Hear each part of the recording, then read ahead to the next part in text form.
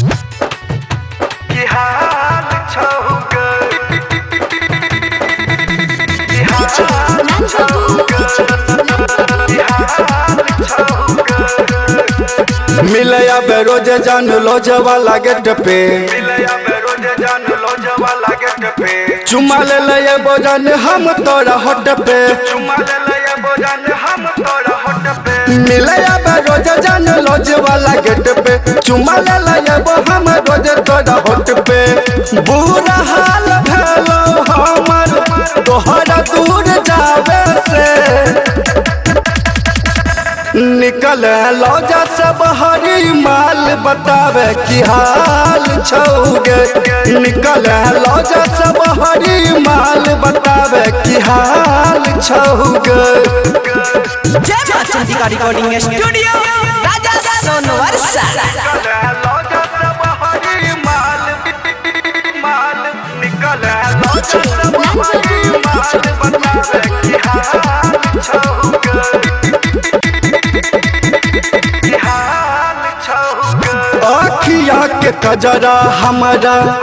कहरा छो पागल गे तोरे खातिर हम अलिया गाम से भागल गे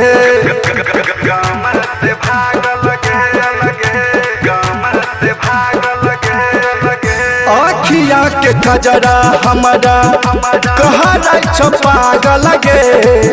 तोरे खातिर हम अलिया गाम से भागल गे मिले खातिर आवे एक बेर हमर सुगनिया गे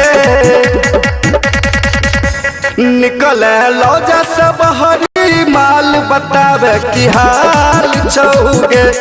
निकले लौजा से बहरी माल बतावे की हाल छौगे। जय मां चंदिका रिकॉर्डिंग स्टूडियो राजा सोनवर्षा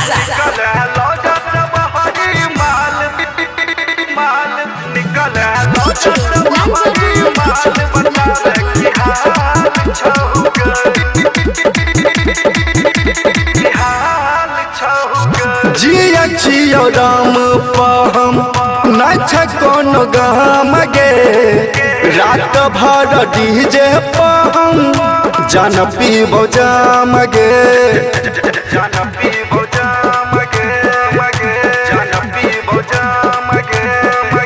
जिया छियो राम पहम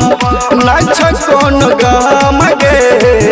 रात भर डीजे पहम जान पीबो जाम गे आज रात दुनाली से खाली गोली उड़ाइबोगे निकले लौजा से बहरी माल बतावे की हाल छौगे निकले लौजा से बहरी माल बतावे की हाल छौगे।